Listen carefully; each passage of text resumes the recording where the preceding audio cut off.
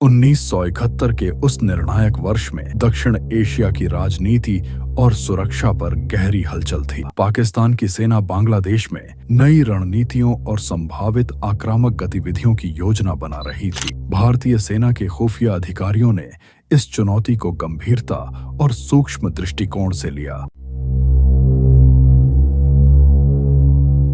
1947 यह वह वर्ष था जब एक नए देश का जन्म हुआ, लेकिन उसी जन्म के साथ एक ऐसी दरार भी पैदा हो गई जो आने वाले वर्षों में उस देश को अंदर से तोड़ देने वाली थी। पाकिस्तान का निर्माण एक विचार पर आधारित था कि धर्म एक राष्ट्र को जोड़ सकता है। इस विचार के केंद्र में थे मोहम्मद अली जिन्ना, जिन्होंने एक ऐसे देश की कल्पना की थी जहां मुसलमान सुरक्षित रह सकें।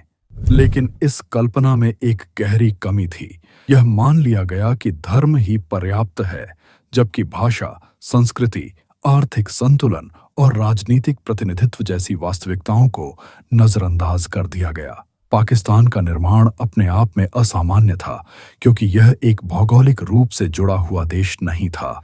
इसका एक हिस्सा पश्चिम में था और दूसरा पूर्व में, जिसे उस समय पूर्वी पाकिस्तान कहा जाता था, जो आज बांग्लादेश के नाम से जाना जाता है। इन दोनों हिस्सों के बीच लगभग 1600 किलोमीटर की दूरी थी और उनके बीच इंडिया स्थित था। यह दूरी केवल भौगोलिक नहीं थी, बल्कि सांस्कृतिक और मानसिक रूप से भी दोनों हिस्से एक दूसरे से बिल्कुल अलग थे।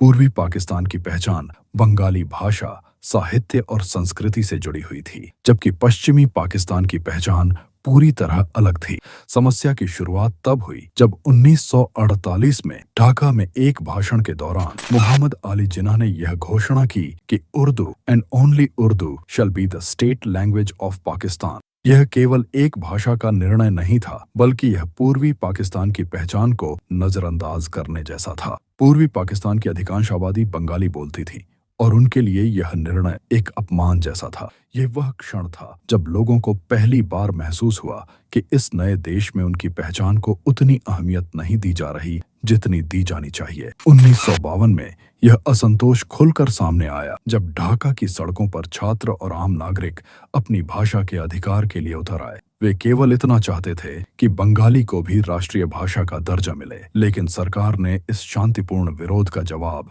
हिंसा से दिया। पुलिस फायरिंग में कई छात्र मारे गए और यह घटना इतिहास में बंगाली लैंग्वेज मूवमेंट के नाम से दर्ज हो गई।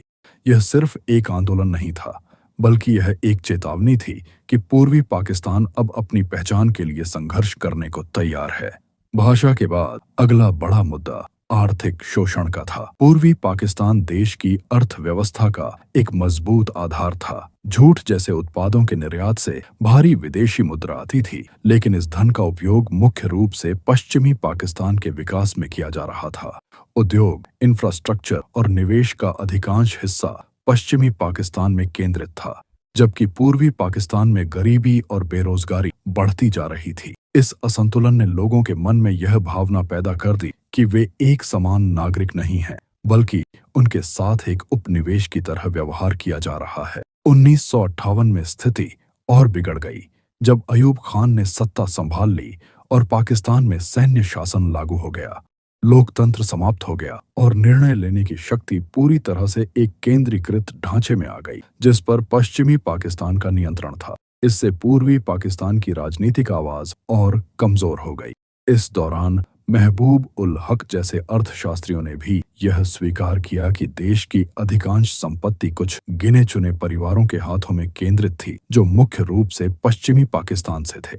यह केवल आर्थिक असमानता नहीं थी, बल्कि यह एक संरचनात्मक अन्याय था। इसी माहौल में एक नेता उभर कर सामने आया, शेख मुजीबुर रहमान। उन्होंने पूर्वी पाकिस्तान की जनता की आवाज को मजबूती से उठाया और 1966 में अपना प्रसिद्ध 6 पॉइंट मूवमेंट पेश किया। यह आंदोलन पूर्वी पाकिस्तान को अधिक स्वायत्तता देने की मांग करता था, लेकिन वास्तव में यह स्वतंत्रता की दिशा में एक बड़ा कदम था। उनकी लोकप्रियता तेजी से बढ़ने लगी और वे पूर्वी पाकिस्तान के लोगों के लिए उम्मीद का प्रतीक बन गए। 1970 में पाकिस्तान में आम चुनाव हुए, जो इस पूरे संघर्ष का निर्णायक मोड़ साबित हुए। शेख मुजीबुर रहमान के नेतृत्व में अवामी लीग ने स्पष्ट बहुमत हासिल कर लिया, जिससे यह साफ हो गया कि उन्हें देश का प्रधानमंत्री बनना चाहिए। लेकिन सत्ता के गलियारों में कुछ और ही चल रहा था। उस समय के राष्ट्रपति याहिया खान और पश्चिमी पाकिस्तान के प्रमुख नेता जुल्फिकार अली भुट्टो ने सत्ता हस्तांतरण को रोक दिया।